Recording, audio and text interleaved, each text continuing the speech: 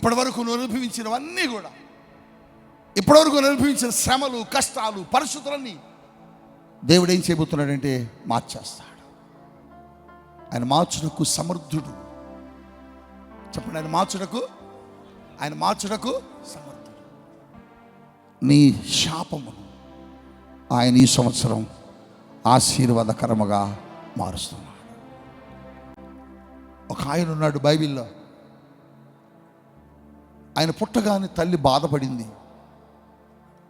ఆయన పుట్టినప్పుడు తల్లి వేదన పడ్డది.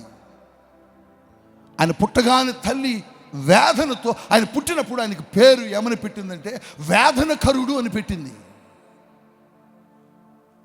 బైబిల్ భాషలో ఆ పేరును మనం ఎలా చెప్పుకుంటామంటే ఎబ్బేజు అని చెప్పుకుంటాం. ఎబ్బేజు కన్నప్పుడట ఎబ్బేజును తన తల్లి చూసి వేదనకరుడా, నష్టజాతకుడు అని పేరు పెట్టిందట, ఎబ్బేజు అని. ఆయన పుట్టగానే బహుశా ఇంటి పరిస్థితులు మారిపోయి ఉంటాయి. ఆయన పుట్టగానే ఇంటిలో ఉన్నటువంటి వారు చాలామంది చనిపోయి ఉంటారు. ఎబ్బేజు పుట్టి పెరిగి పెద్దవాడైపోయి ఇంట్లో చూస్తే పేదరికం, ఇంట్లో చూస్తే గొడవలు, ఇంట్లో చూస్తే అవమానాలు.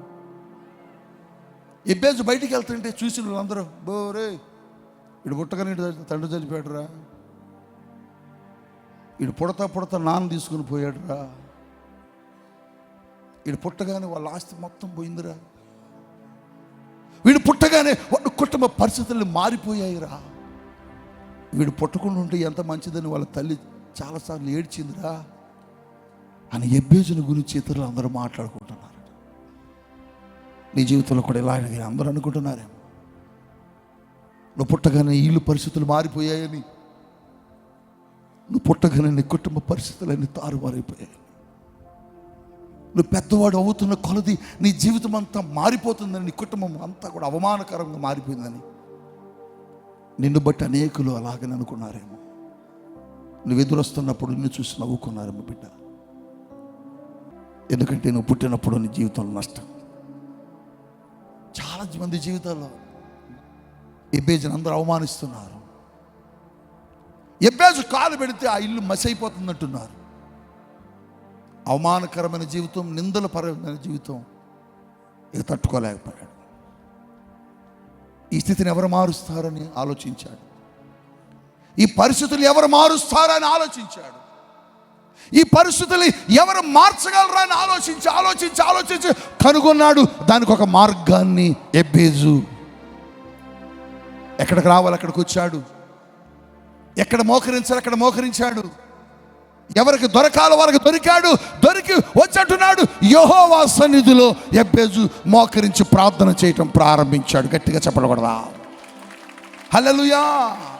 ఎబ్బేజు ఎప్పుడైతే దేవుని సన్నిధికి వచ్చాడో, దేవుని సన్నిధిలో ప్రార్థన చేయడం ప్రారంభించాడు. అయ్యా, నా స్థితిని మార్చయ్యా, నా పేదరికాన్ని మార్చయ్యా, నా జీవితాన్ని మార్చయ్యా, నా శాపాన్ని తీసివేయ్యా. ఇశ్రాయేలీయుల దేవా, నిశ్చయముగా నువ్వు నన్ను ఆశీర్వదించాలని అడుగుతున్నాడు. నువ్వు నన్ను దీవించాలని అడుగుతున్నాడు. నా సరిహద్దులను విశాలపరచాలని అడుగుతున్నాడు. నేను ఎప్పుడైతే దేవుని దగ్గరకు వచ్చి అడిగాడో, ఎప్పుడైతే దేవుని దగ్గరకు వచ్చి లోబడ్డాడో, ఎప్పుడైతే దేవుడి దగ్గరకు వచ్చి అడగటం ప్రారంభించాడో, ఎబ్బేజు అడిగిన దానిని దేవుడు ఆలకించి ఆయనకు చేసెను. గట్టిగా చెప్పడగొట్టండి. హల్లెలూయా, హల్లెలూయా, హల్లెలూయా. ఎబ్బేజు ఏది అడిగాడో దేవుడు అది చేశాడు. ఎబ్బేజు బ్రతుకును మార్చేశాడు. ఎబ్బేజు యొక్క పరిస్థితులన్నిటిని దేవుడు మార్చేశాడు. ఇప్పుడు ఎబ్బేజును చూసిన వాళ్ళందరూ తలుపులు మూయిట్లా. ఇప్పుడు ఎబ్బేజును చూసిన వాళ్ళందరూ నవ్వుకోటలే. ఎబ్బేజును దేవుడు ఏం చేశాడు తెలుసా? ఆశీర్వదించి తన సరిహద్దులు, నా వైపు చూడాలా, తన సరిహద్దులు విస్తరింపజేశాడు. ఒకప్పుడు చూసి నవ్విన వాళ్ళు ఇప్పుడు ఆశ్చర్యపోతున్నారు. కారణం, ఎబ్బేజు స్థితిని దేవుడు ఏం చేశాడంటే మార్చేశాడు. 2026 ప్రభు నీతో చెబుతున్నాడు, ప్రభు నీతో మాట్లాడుతున్నాడు. 2026 నువ్వు కాలు పెట్టు స్థలము ఆశీర్వాదకరంగా మారబోతుంది. నువ్వు దేని కొరకు పోరాడావో అది నీ పక్షముగా దేవుడు చేయబోతున్నా.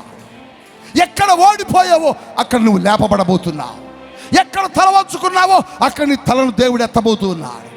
2026 నువ్వు ఆశీర్వాదకరంగా మారుతున్న సంవత్సరం. యెబేజును మార్చిన దేవుడు ఇంకా ఉన్నాడు. యెబేజు స్థితిని మార్చిన వాడు ఇంకా సజీవుడిగా ఉన్నాడు. ఆయన పేరే నజరేయుడైన యేసు క్రీస్తు. చెప్పకూడదా? నీ స్థితిగతులు కూడా దేవుడు మారుస్తాడు. నీ బ్రతుకును కూడా దేవుడు మారుస్తాడు. నీ కుటుంబాన్ని కూడా దేవుడు మారుస్తాడు. నీ స్థితిగతిగా 2026లో అలా ఉండదో చప్పలు కొట్టండి. హల్లెలూయా, హల్లెలూయా, హల్లెలూయా. మారిపోతుంది నీ చరిత్ర, మారిపోతుంది నీ బ్రతుకు. నీ సరిహద్దులు విశాలపరుచుతున్నాడు. నిన్ను విస్తరింపజేస్తున్నాడు. నీ కుటుంబాన్ని విస్తరింపజేస్తున్నాడు. దేవుని వాక్యం సెలవిస్తుంది, యెబేజు చేసిన ప్రార్థన దేవుడు విని దేవుడట యెబేజుని ఆశీర్వదించాడు. శాపం కొట్టేశాడు. ఇప్పుడు చూసి తల్లి యెబేజుని చూసి నవ్వట్లే. ఇప్పుడు చూసి నవ్విన బంధువులు యెబేజుని చూసి నవ్వటలే. ఇప్పుడు చూసి ఎక్కిరించిన స్నేహితులు ఇప్పుడు యెబేజుని చూసి ఎక్కిరించట్లా. అదే చేస్తా అంటున్నాడు దేవుడు. అదే చేస్తాను అంటున్నాడు దేవుడు మీ జీవితాలను కూడా. ఆయన చేయడానికి సమర్థుడు. ఆయన చేయగలిగిన దమ్మున్న దేవుడు. ఆయన చేసే శక్తివంతుడైన దేవుడు. నువ్వు భయపడవద్దు. 2025లో భయపడ్డావు. 2025లో ఓడిపోయావు.